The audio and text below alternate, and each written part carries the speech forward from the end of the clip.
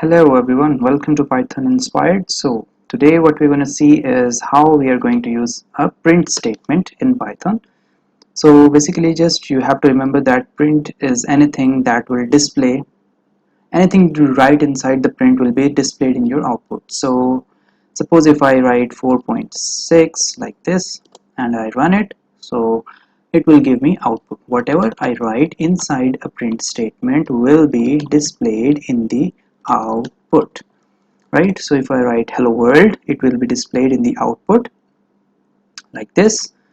And there are a few more things that you should know, that if I use print like this and I write uh, you have to use the commas for a string if you want to write anything. So that is basically a string. So hello world, and what you are going to do is write a print statement here, empty print and an empty print, and just after that you're going to say print, let's say hi. Okay, if you run it, what you're going to see is there are two line spaces between these two sentences, and that is because one print statement without anything will add a new line, will add a blank line to already existing structure. Apart from this, you can also write a new line character like this, hello world. So hello world, and what you're going to write is backslash n. Backslash n means new line. So if I write 1 2 3 and I just run it, so you're going to see that hello world and 1 2 3 are both in different lines. So 1 2 3 is the new line because of this new line character. So backslash n is a new line character. So instead of writing print empty print, you can also use this new line character.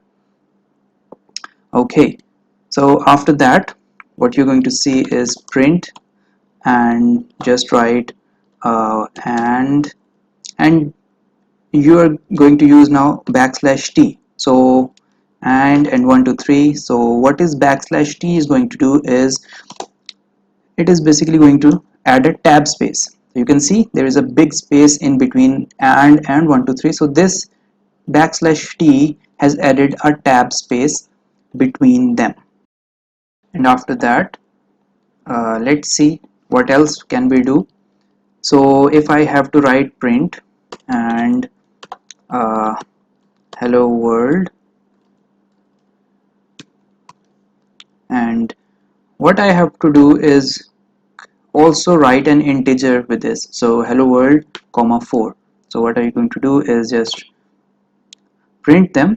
So you see hello world 4. So 4 was integer. So if I have to concatenate, or what you can say is show a string and an integer together, so you can use a comma with a print statement, right? So that was all for this video. See you.